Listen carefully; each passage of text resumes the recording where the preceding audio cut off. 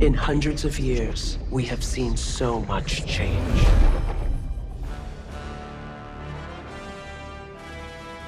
Since the release of End of Dragons, we've spent as much time in Guild Wars 2's older maps as we have in its new Canthan region, and it's a peculiar quirk of the game that a new expansion doesn't replace what came before. This is an MMO that in the 9 years since its release has never raised its level cap. The gear and weapons you earned before remain just as relevant today. In that context, End of Dragons doesn't just need to be good in isolation, but through its new maps, features, and class specializations, has to weave itself into the larger tapestry of the overall endgame. Even now, a month after launch, it's hard to predict what its enduring legacy will be. But one thing is for certain, End of Dragons makes a great first impression. The campaign is the strongest Guild Wars 2 has delivered yet. In pursuit of a band of sky pirates, you crash into the continent of Cantha, triggering a diplomatic incident that results in the region being reopened to the outside world for the first time in hundreds of years. As the vanguard of this new era of trade and tourism, you're quickly embroiled in the problems of the region. Guild Wars 2's writing has varied over the years, but tonally it can often feel too arch and sarcastic. Here, it's breezy, a fun adventure even as the story becomes steadily darker. Its characters are given enough space to work through their feelings as events unfold, but there's a lightness to the delivery. The conclusion isn't exactly a surprise, and yes, this next sentence is a spoiler, but End of Dragons was not a subtle name in a game that has, in recent years, seemed in a hurry to move beyond the elder dragons that have dominated up to now. But the route to that point is frequently surprising and full of memorable moments for both new and returning allies. It's more deft than its presentation too, doing a good job of letting the player revel in both small moments and grand spectacle. It helps that its big act-ending boss fights are also repurposed for the instant strike missions. Before End of Dragons, we would struggle to name a campaign boss fight we actually enjoyed. Here though, there are plenty.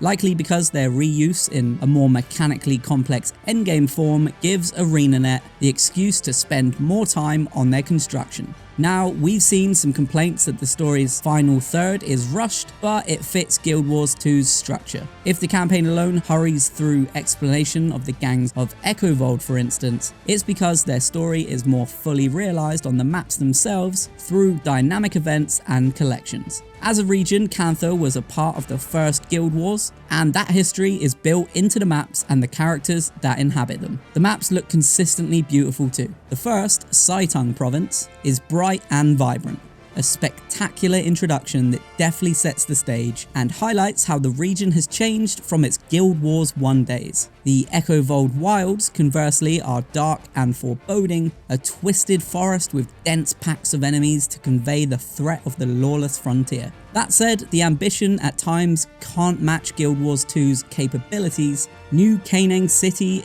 is a grand, towering metropolis that showcases the Jade tech that the region has adopted, and gives ArenaNet an excuse to sidestep the usual tropes of cyberpunk dystopia. It's impressive to look at, but not as much fun to explore. It's just slightly too lifeless for a supposedly teeming metropolis, and repeats a consistent issue with the game's more vertical maps of being annoying to navigate. This is more a problem with the minimap, where the lack of clarity around routes between the different levels of the city can be frustrating, especially during the map-wide meta where quickly navigating between events is a must. Nonetheless, the new maps are overall a success and offer a decent degree of challenge too. A good mix of enemy types ensures its fights feel meaningfully different to other regions. Guild Wars 2 has always done a good job of using density, status buffs, debuffs, and crowd control effects to make open world encounters feel specific to their map. And that trend continues here. And the map-wide meta events are some of our favourite to date. More than before, the expansion takes Guild Wars 2's current touchstones, heart quests, story missions, dynamic events, and strike missions, and structures them to create an obvious learning curve for players. For the first time, there's an area in the open world that explains and demonstrates concepts like combo fields and defiance bars. That knowledge is then reinforced through story and put to the test in events, most dramatically on the game's final map. Built around its showpiece boss fight, Dragon's End is the most mechanically complex boss in the open world. It's spectacular, both visually and in terms of its challenge and drama. And if you can complete it, you're more than prepared to enter Strike Missions, the current home of Guild Wars 2's instanced Endgame. The progression seems natural and will hopefully result in more players feeling comfortable tackling the game's more rewarding endgame activities. Following the template set out by Guild Wars 2's first expansion, End of Dragons also introduces a new suite of features earned and upgraded through the Masteries XP system. It's an eclectic collection: fishing, skiffs, a little robot companion, a new mount, and a new hub zone that is home to the expansion Strike Missions, as well as vendors, services, and even a resting XP bonus. Unlike Heart of Thorns and Path of Fire, there's no one big idea here that's transformative to the game at large. Gliding and mounts have become so fundamental to Guild Wars 2 that End of Dragons also includes them for players that don't have previous expansions, because map design would suffer for not having these means of traversal.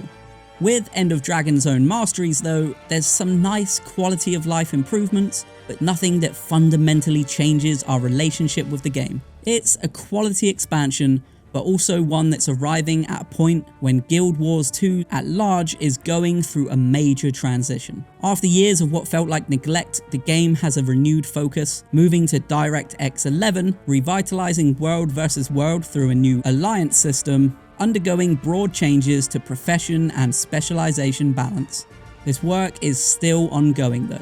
The DirectX 11 and World vs. World improvements are still in beta, the former still somewhat buggy, and the latter appearing occasionally for limited trials. And the fact ArenaNet has only recently committed to quarterly balance updates makes it hard to judge the new elite specializations, because the old ones are in the midst of some sweeping changes. In this sense, despite its name, End of Dragons isn't really an end, nor is it an entirely fresh beginning. It may close out the Elder Dragon saga, but in every other sense, it's a continuation of a game with a long, complicated, and sometimes messy history that nonetheless seems committed to refreshing itself for the future. In an MMO that has only ever become larger and more sprawling, one structured so that new regions only add to the amount of stuff there is to do day to day, End of Dragons successfully carves a place for itself alongside nearly a decade's worth of maps, events, and endgame challenges. That the quality of what it adds so often exceeds what came before leaves us hopeful that Guild Wars 2's best days are still to come.